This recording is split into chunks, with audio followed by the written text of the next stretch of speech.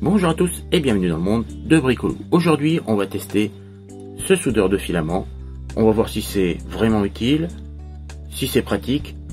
Bon, on sait pas trop, on verra ça bien sûr après le générique. Mais avant, on n'oublie pas de s'abonner à la chaîne, d'activer la petite cloche pour recevoir les notifications de mes prochaines vidéos et bien sûr mon petit pouce bleu qui me fait toujours plaisir. Allez, à tout de suite.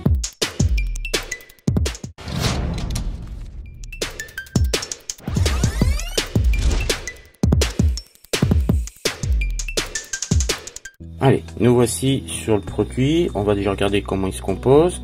On a deux parties métalliques ici. Alors, un guide en PTFE qui est à ce niveau-là. Une petite barre métallique pour maintenir l'ensemble.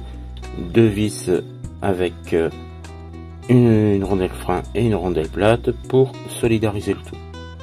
On a bien sûr le trou d'insertion du premier filament ici et le deuxième de l'autre côté, où on viendra glisser l'ensemble pour que la soudure se fige. Je vais utiliser pour le test deux filaments de PLA, donc c'est du PLA de chez Guitec, là j'en ai un bien droit, ce qui est parfait. Celui-ci est un peu tordu, donc il faudra bien sûr bien les aligner et ne pas oublier de les redresser. Alors, on insère le premier filament, le deuxième. On vérifie bien que les deux soient bien alignés. Ensuite, avec le briquet, donc bien sûr il nous faudra un briquet. On va venir chauffer l'ensemble des deux filaments. Et ensuite, on va venir pousser le filament blanc à l'intérieur. Voilà, et on n'attend plus que l'ensemble refroidisse. Alors, d'ailleurs, on voit à l'extérieur, c'est sorti. Pourquoi pas, mais on va aller jusqu'au bout de la procédure. Avec la petite clé qui est fournie, on va venir désolidariser l'ensemble. Donc normalement c'est assez facile, une seule à desserrer et on vient écarter le tout pour retirer notre filament. Voilà le résultat. Donc première chose, on peut vérifier si c'est solide. Donc oui, effectivement c'est quand même relativement solide. On a quelques petits bords quand même de traces, voilà, du passage dans le PTFE, qui fait des petites accroches en espérant que c'est pas trop gênant. Maintenant, ce qu'on va faire, c'est qu'on va mesurer au pied à coulisse. Donc notre filament ici est à bien, que je prenne correctement, 1,68, 1,67.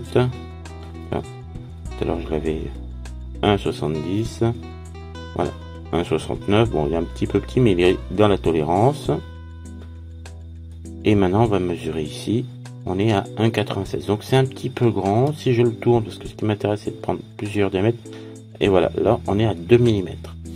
Donc je suis pas sûr que ça passe dans le PTFE, dans le tube PTFE pour un Boden. Voilà, en direct drive peut-être, mais personnellement je crois pas que, voilà, cas exceptionnel. Mais bon, 2 mm, je trouve que c'est beaucoup. Ici, on a un fil à 1,72. Je vais mesurer celui-là, ça me semble un petit peu bizarre. Ouais, 1,68, tiens. 1,71, ok. Voilà pour le test de fonctionnement. Voilà, j'ai fait celui-ci. J'en ai fait un autre tout à l'heure précédemment, pareil, à ce niveau-là. Donc, le résultat est équivalent. Voilà, il y a toujours des parties qui accrochent là, mais ça reste quand même assez solide. Voilà pour le test de fonctionnement. Et ben voilà, cette vidéo arrive à sa fin. Comme vous avez pu voir, bon, pas trop facile d'utilisation quand même, quelques défauts. Je suis pas sûr que ça passe dans les imprimantes 3D, en tout cas vu le diamètre que ça donne.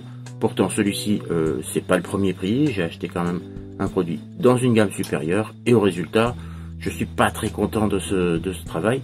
Bon, ça peut peut-être passer sur une tête direct drive, pourquoi pas, mais personnellement je vais pas essayer.